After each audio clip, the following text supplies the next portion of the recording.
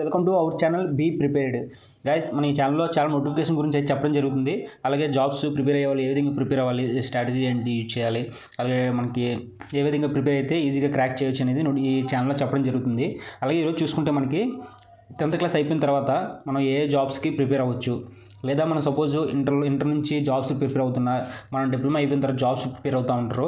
వాళ్ళు కూడా ఈ నోటిఫికేషన్ మనకి అప్పుడప్పుడు ఎస్ఎస్సి మీద పడతా ఉంటాయి. అంటే మనకి 10th క్లాస్ అయిపోయిన తర్వాత కూడా వాటి ఎస్ఎస్సి క్వాలిఫికేషన్ పెట్టి కూడా నోటిఫికేషన్ తీయడం జరుగుతుంది. అవి కూడా మనకి అప్లై చేస్తుంటూ ఉంటే మనకి ఏంటంటే మనకి ఆ జాబ్స్కి అప్లై చేయడం వల్ల బెనిఫిట్ ఏంటంటే మనకి వేరే జస్ట్ నెక్స్ట్ లెవెల్ జాబ్స్కి ఈ జాబ్స్ మనకి ప్రిపేర్ అవుతున్న వల్ల మనకి ప్రాక్టీస్ అనేది ఉంటుంది అనమాట. అలాగే ఒకవేళ ఇందులో జాబ్ వచ్చింది అనుకుంటే దాంట్లో రాలేదంటే దీంట్లో జాయిన్ అవ్వచ్చు. దీంట్లో కూడా మంచి పే స్కేల్ తోటి జాబ్స్ అయితే ఆఫ్టర్ 10th క్లాస్ కూడా ఇవి ఉన్నాయన్నమాట. ఎవరైనా ఇంట్రెస్ట్ ఉన్న వాళ్ళు ఫుల్ డీటెయిల్స్ చూడడం చెప్పడం జరుగుతుంది.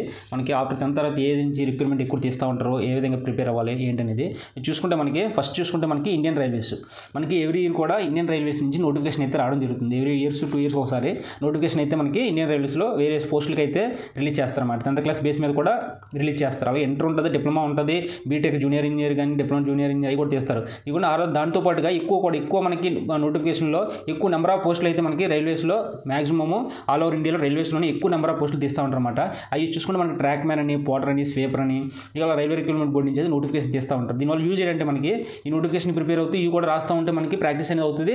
అలాగే ఇందులో ఒకవేళ మీరు ఏ జాబ్ చివరికి మనకి చూస్ చేసుకొని లాస్ట్లో మళ్ళీ దానికి షిఫ్ట్ అవ్వడం కూడా ఉంటుంది అనమాట. అంటే దీన్ని జాయిన్ అయ్యి మళ్ళీ వేరే నోటిఫికేషన్ పడినప్పుడు సపోజ్ ఆర్ఆర్బీలో మీరు ట్రాక్ మ్యాన్ కింద జాయిన్ అయ్యారు, మళ్ళీ తర్వాత ఆర్ఆర్బీలోనే తర్వాత మీరు ఒకవేళ డిప్లొమా కానీ ఇంటర్ కానీ చేస్తుండి తర్వాత ఎన్టీపీసీకి పడింది అనుకోండి, దానికి ప్రిపేర్ షిఫ్ట్ అయిపోవచ్చు అనమాట. దానిలో మీకు క్వార్టర్స్లో మార్క్ కూడా యాడ్ అవుతాయి అన్నమాట రైల్వే నుంచి.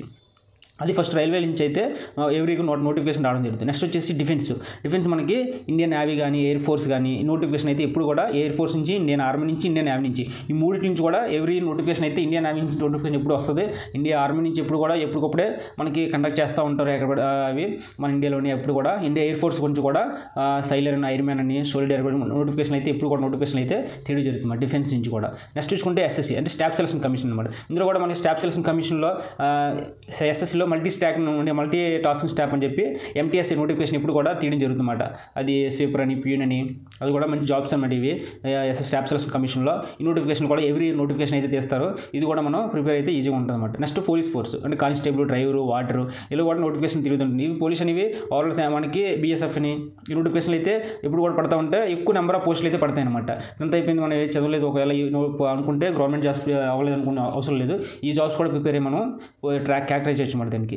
నెక్స్ట్ బ్యాంకింగ్ సెక్టర్లో కూడా మనకి పొజిషన్ 10th క్లాస్ మీద కూడా వేకెన్సీ పడతా ఉంటాయి అనమాట. అవి కూడా మనం ప్రిపేర్ అవ్వచ్చు. దీంతో పాటుగా మనకి స్టేట్ లెవెల్లో పడతా ఉంటాయి. హెల్త్, ఎడ్యుకేషన్, అగ్రికల్చరు, ఫారెస్ట్ అని ఈ సెక్టర్లో మనకి నోటిఫికేషన్లు అయితే ఎవరి కూడా తీయడం జరుగుతుంది అనమాట.